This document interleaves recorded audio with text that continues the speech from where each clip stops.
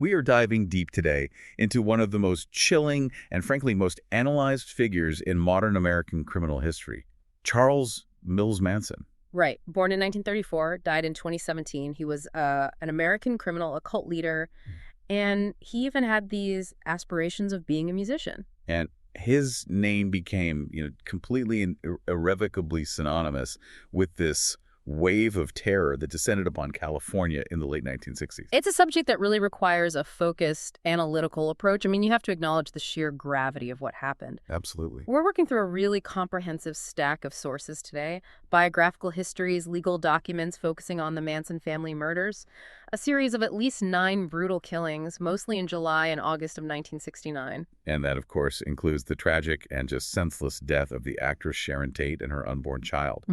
Our mission in this deep dive is to trace the complete trajectory of his life. We're not here to just, recount the same facts. We want to understand the mechanisms. How does someone like that come to be? Exactly. How does a person who spent over half his life locked away become this charismatic guru who could compel other people to commit such extreme, gratuitous violence? Right. So we'll be unpacking the critical phases. Yeah. His intense early history of institutionalization, the bizarre convergence of his ideology with the drug-fueled counterculture, the cold details of the crimes themselves, and then finally the unsolved questions that still surround the family.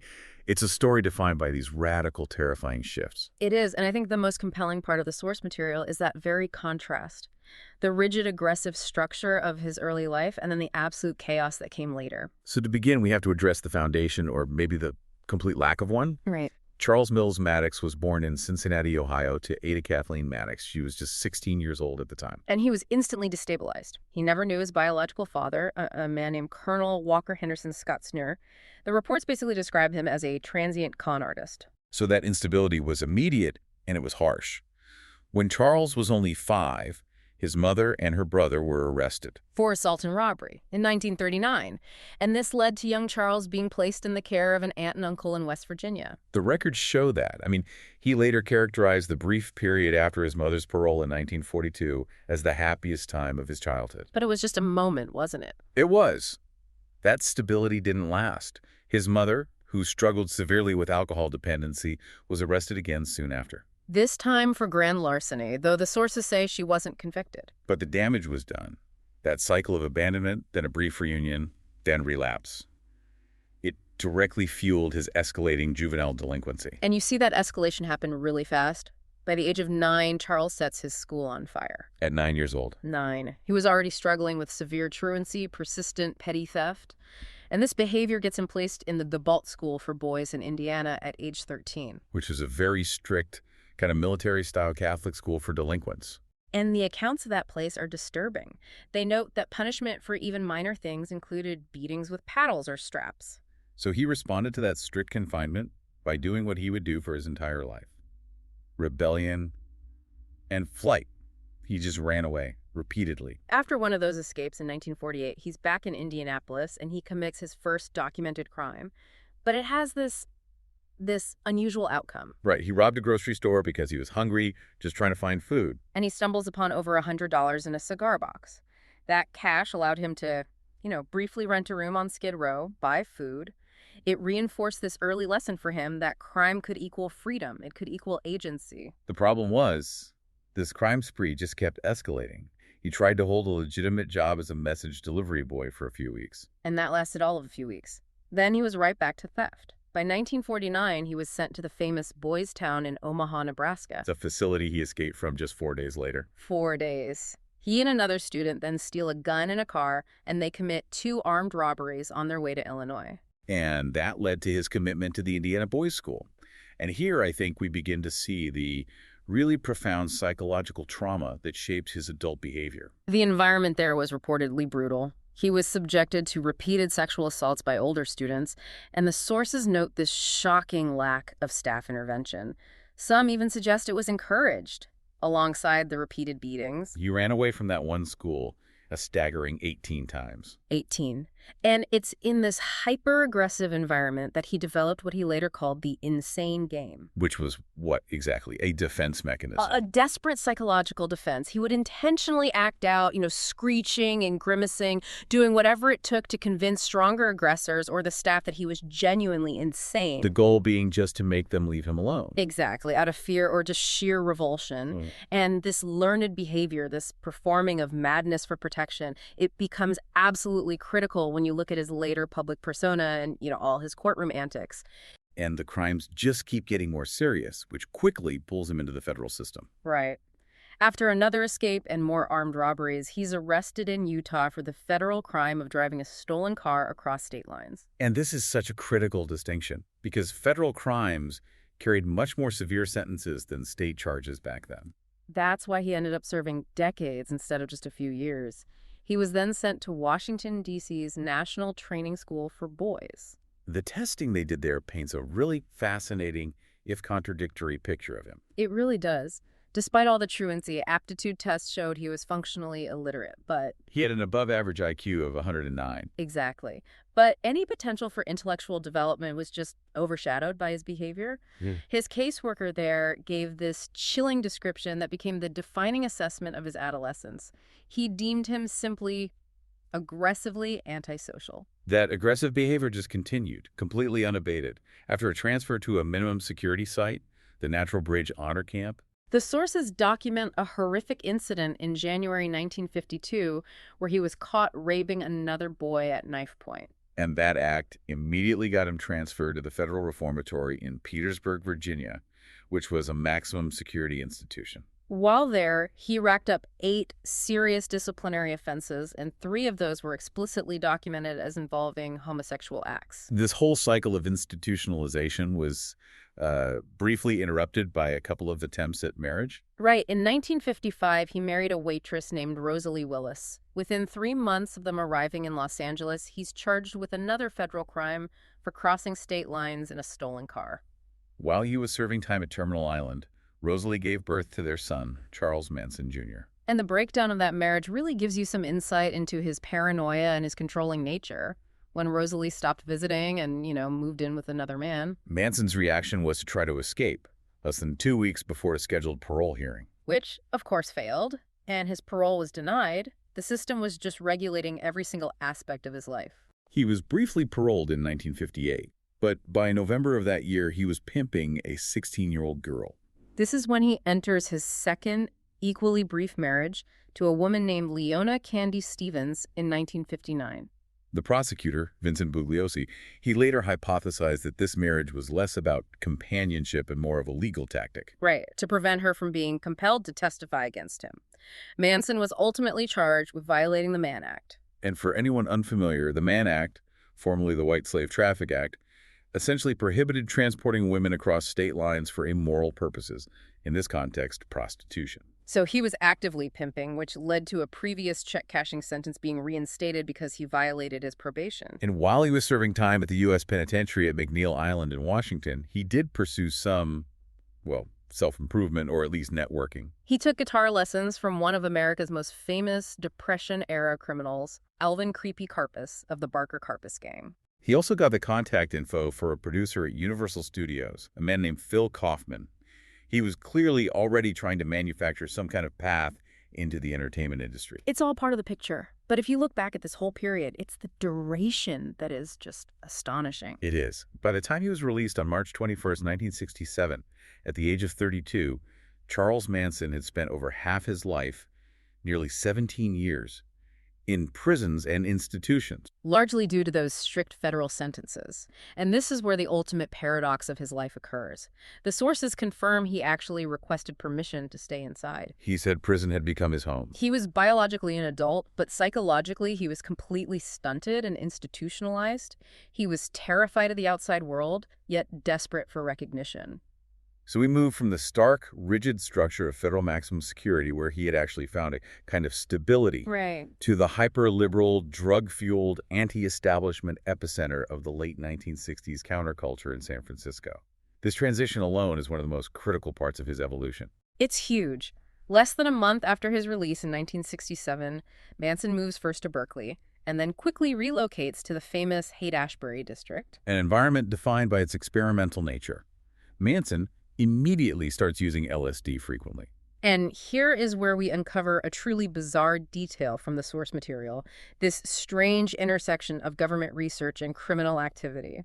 Manson's own federal probation officer, a man named Roger Smith. Right. He was actually working at the Haight-Ashbury Free Medical Clinic, the HAFMC, which Manson and his rapidly growing circle of followers began to frequent. And the sources confirm that Roger Smith and the clinic's founder, David Smith, were getting significant funding. Funding from the National Institutes of Health and, reportedly, the CIA.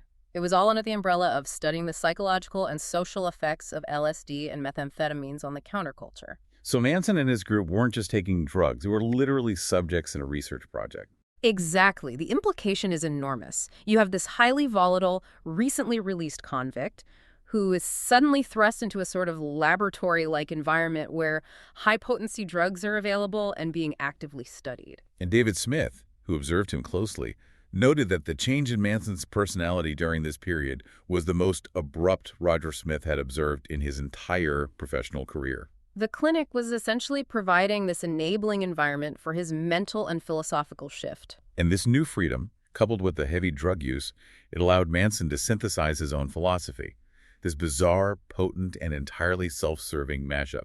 He pulled elements from the Bible, from Scientology's rhetoric about clearing the mind, from Dale Carnegie's self-help, From Robert Heinlein's sci-fi novel Stranger in a Strange Land, and crucially, from the music of the Beatles. Let's break down that synthesis because it's really the operating system of the family. He weaponized these sources. How so? Well, he took Carnegie's principles, which are about winning friends and influencing people, and he just warped them into methods for absolute psychological control. And Stranger in a Strange Land. That's about a human raised by Martians who comes to Earth and becomes a messiah figure. Manson drew this profound sense of self-importance from that, a messianic identity. He claimed he was the second coming of Christ and combined it with apocalyptic interpretations of the Bible. And this philosophy, it proved irresistible to vulnerable people. Highly effective. His recruitment targeted social outcasts and emotionally insecure individuals who were just searching for meaning. His first major recruit was Mary Brunner, a 23-year-old UC Berkeley library assistant. Followed by Lynette Squeaky Frum. He offered them not just drugs and freedom, but this absolute sense of belonging and divine purpose. Brunner even had his son, Valentine Michael. David Smith, who was observing all this at the clinic, analyzed Manson's method as psychological reprogramming. He said Manson used LSD, sleep deprivation, and unconventional sexual practices to turn his followers into empty vessels that would accept anything he poured. And this wasn't accidental. Family member Paul Watkins later testified that while Manson encouraged these large group LSD trips, Manson himself would strategically take lower doses. So he could keep his wits about him. Exactly. He could maintain supervisory control while his followers' minds were completely compromised. The narrative he sold them was that they were the reincarnation of the original Christians and that the establishment, the police, Hollywood, the government, were the Romans. Right. And the group grew quickly, settling into a communal life. The followers, who were mostly young women, were later infamously dubbed the Manson Family by the media and Vincent Bugliosi. And the cult activity quickly led them right into the heart of the establishment Manson claimed to despise, Hollywood. In April 1968, Dennis Wilson of the Beach Boys picked up two female hitchhikers, Patricia Krenwinkel and Ella Jo Bailey. And they introduced him to their guru, Charlie, a man who had only recently been released from prison. Wilson was initially fascinated. He referred to Manson as the Wizard. And he made this extraordinary decision to house Manson and his growing family at his Sunset Boulevard home for about 6 months. The sources detail that the women essentially acted as servants. And Manson, using this incredible access, recorded numerous songs at Brian Wilson's home studio and was aggressively seeking a record contract through the producer, Terry Melcher. This period led to the infamous song conflict. The Beach Boys recorded Manson's song Cease to Exist, but they renamed it Never Learn Not to Love.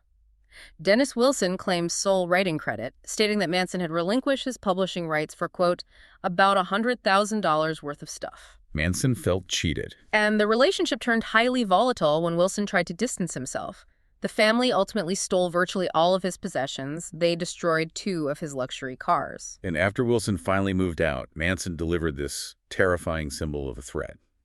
A single bullet given to Wilson's housekeeper. The message was unmistakable. And that move away from the Hollywood Hills was a direct result of that toxic relationship. It cemented Manson's paranoia and his escalating sense of grievance. In August 1968, the family settled at Spahn Ranch, an old, dilapidated Western movie set. The price of their free rent there was brutal. The female members performed chores and were required to have sex with the nearly blind 80-year-old owner, George Spahn.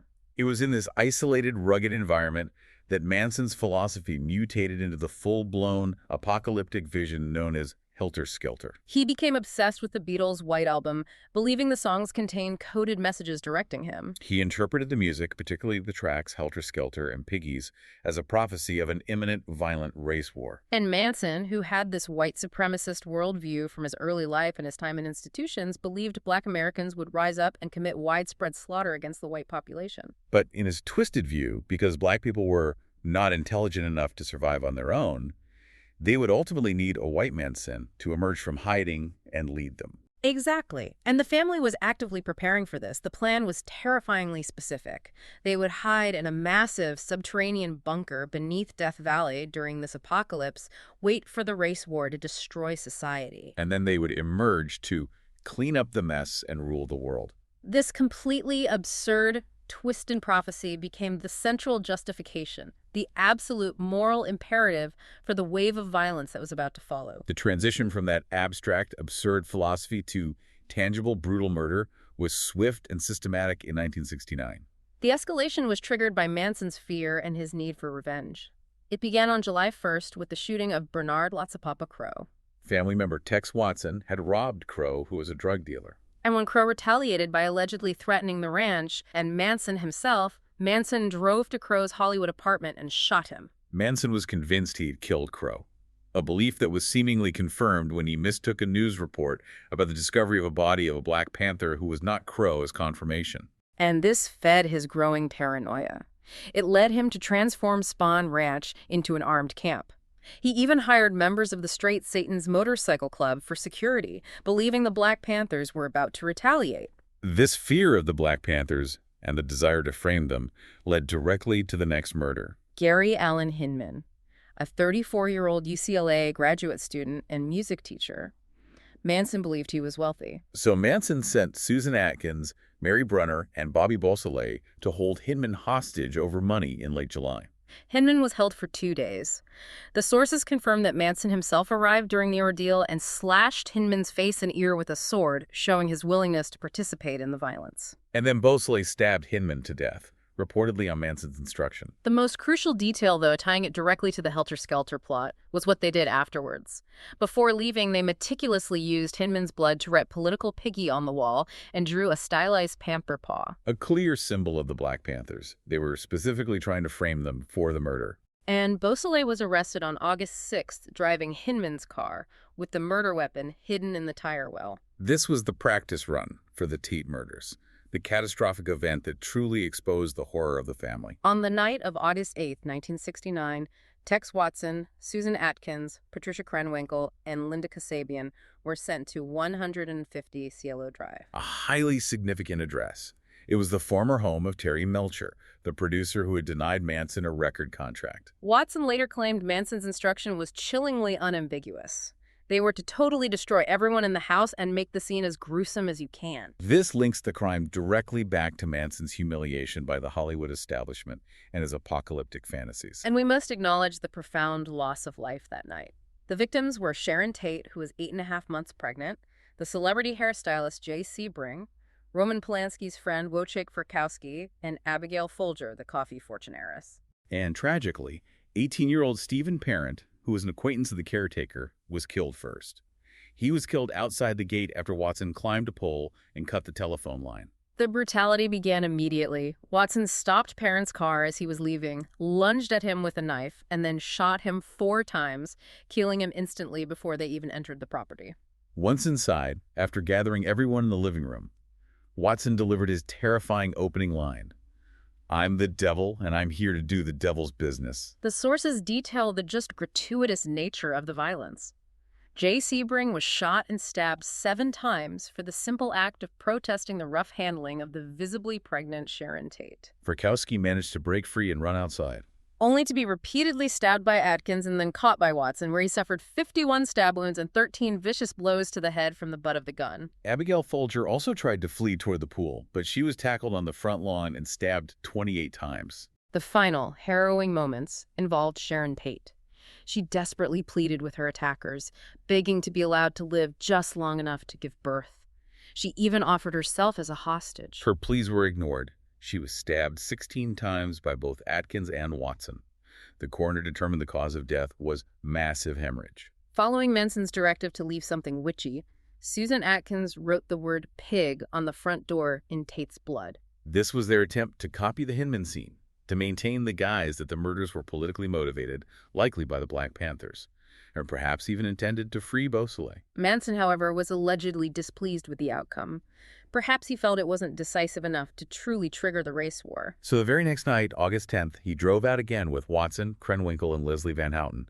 He directed them to 3301 Waverly Drive, the home of supermarket executive Lino LaBianca and his wife, Rosemary. And Manson took the first step himself. He personally tied up Lano and Rosemary LaBianca, covered their heads with pillowcases. He then left, leaving the others to execute the couple and, critically, to improve upon the previous night's sloppiness, to make the message clearer. Watson began the attack on Lino LaBianca, stabbing him repeatedly with a chrome-plated bayonet, and then carving the word war into his abdomen. Rosemary LaBianca was attacked by all three. She received a total of 41 stab wounds, many inflicted post-mortem, showing the sheer escalation of rage and frenzy. Leslie Van Houten later claimed Rosemary was already dead when she stabbed her approximately 16 times in the back and buttocks. And the scene was marked even more severely than Cielo Drive. Patricia Krenwinkel used the victim's blood to write "Rise, Death to Pigs," and the misspelling "Helter Skelter" on the walls and refrigerator. And she then took it a step further, leaving a carving fork jutting out of Lino's stomach and planting a steak knife in his throat. This symbolic violence just confirmed the narrative they were trying to project, a political uprising driven by the Helter Skelter prophecy. After leaving the LaBianca scene, Manson drove other members to the Van Ness home of an actor, Saladin Nader, intending yet another murder. And sources credit Linda Kasabian with thwarting this final attempt. She deliberately knocked on the wrong apartment door, rousing a stranger and scaring the others away. The initial investigation really struggled to connect these horrific, seemingly random events. Immensely. The Tate murders were initially dismissed by detectives as a drug deal gone wrong. They largely ignored the bloody writing similarities to the Hinman case. The connection finally started to form with the discovery of the LaBianca scene the next day. The similarity in the bloody writing was just too strong to ignore. And crucially, a report noted a possible link between the writings on the refrigerator and the singing group, the Beatles' most recent album. So the helter-skelter theory, which must have sounded completely insane, was now officially part of a murder investigation. The breakthrough, though, was purely circumstantial at first. Manson and about 25 others were arrested in October 1969 at Barker Ranch for stealing and vandalizing cars. Right, for converting Volkswagen Beetles into dune buggies and burning an earth mover. And while she was detained for the Hinman murder, Susan Atkins began talking to her bunkmates, telling them everything about her participation in the Tate LaBianca crimes. Once Atkins started talking, the whole structure just began to crumble. Warrants were issued in December 1969 for Watson, Krenwinkel, and Kasabian. Linda Kasabian became the prosecution's main witness. Given that she hadn't participated in the physical killings and she was the driver who witnessed everything. Right. She was granted immunity in exchange for her detailed, highly specific testimony about what happened on those nights. And there was physical evidence recovered as well. Yes, a 10-year-old boy named Stephen Weiss found the distinctive .22 caliber revolver Watson had used near the Tate residence. And an ABC television crew, acting on a newspaper account of Atkins' testimony, found and recovered the bloody clothing the killers had discarded. That provided the hard proof needed to corroborate the testimony. The trial began on June 15, 1970, and it was marked by just unprecedented chaos and attempts at jury manipulation. On the very first day of testimony, Manson appeared with an X carved deeply into his forehead, claiming he had X'd himself from the establishment's world. And the female defendants and many family members outside the courtroom quickly copied that mark as a sign of solidarity. Witness intimidation was relentless and terrifying. It really illustrates the reach of the family, even with Manson incarcerated. Former members Paul Watkins and Juan Flynn were repeatedly threatened. Watkins was severely burned in a suspicious fire in his van. And in maybe the most blatant example, former member Barbara Hoyt, who is set to testify about what Atkins had told her. She was allegedly drugged with multiple doses of LSD by another family member, Ruth Ann Morehouse, while in Hawaii, in an attempt to prevent her from testifying. The atmosphere was so charged that at one point, after being denied permission to question a witness, Manson tried to physically attack the judge, Charles Older. And the sources confirm that after that incident, Judge Older began wearing a revolver under his robes for the rest of the trial. The reality in that courtroom was one of palpable threat. The prosecution's core argument, spearheaded by Vincent Bugliosi, centered entirely on the helter-skelter theory. They argued that Manson intended to trigger the race war by using these symbolic crimes to frame black groups, thereby proving the conspiracy to commit murder, even though he wasn't physically present for every death. And the bloody writings pig, helter-skelter, that was the critical evidence. The defense rested its case without calling its witnesses, which angered the defendants.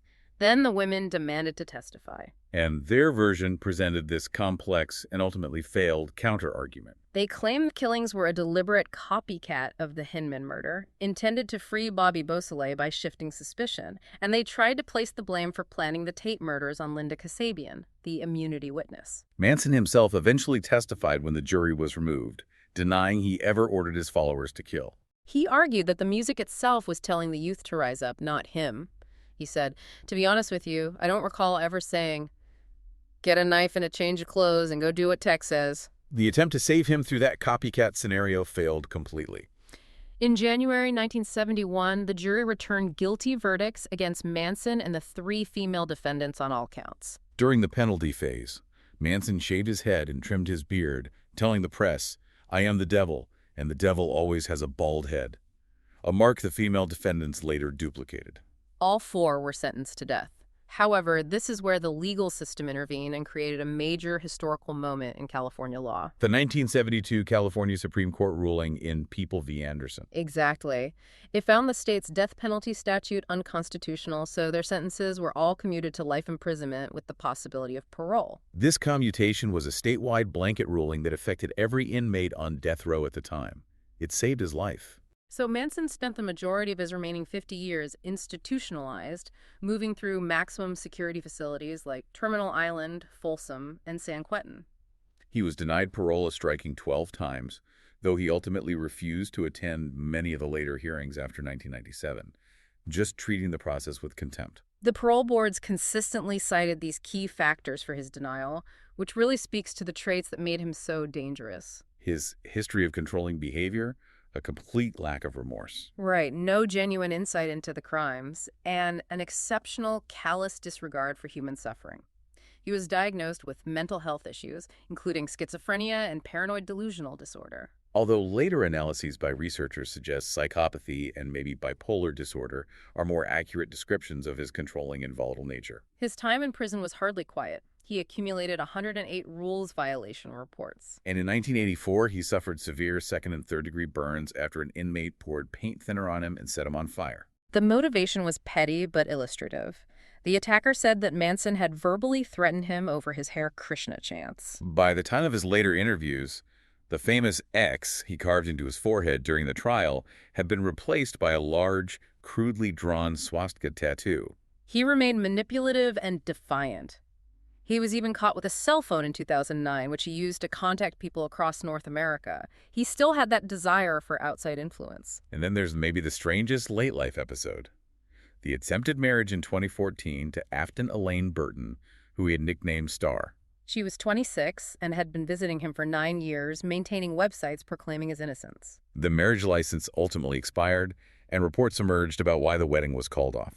Manson allegedly discovered that Burton wanted to marry him primarily to obtain legal rights to his corpse, with the intention of displaying his body in a glass case as a tourist attraction.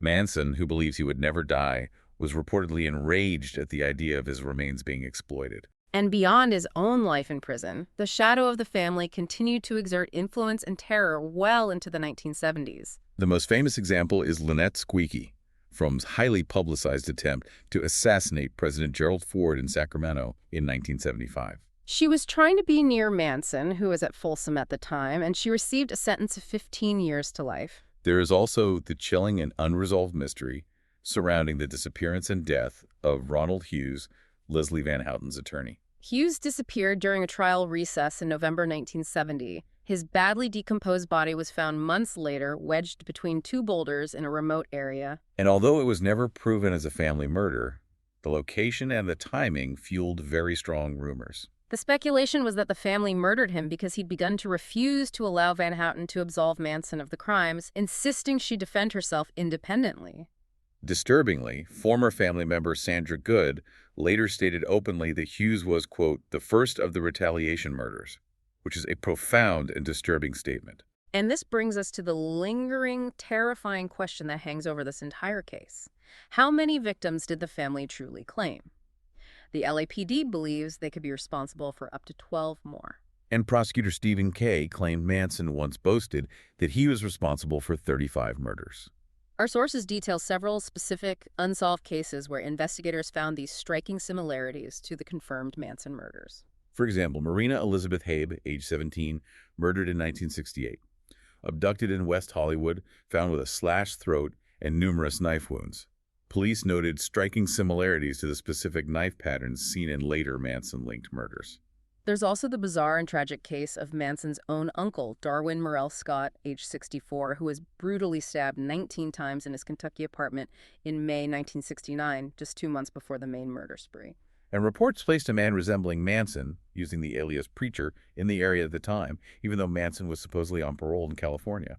And the tragic murder of Reet Jervetson, age 19, whose body was found with over 150 stab wounds from a penknife on Mulholland Drive in November 1969. So many others. Nancy Warren and Clyde Delaney found beaten and strangled with leather thongs.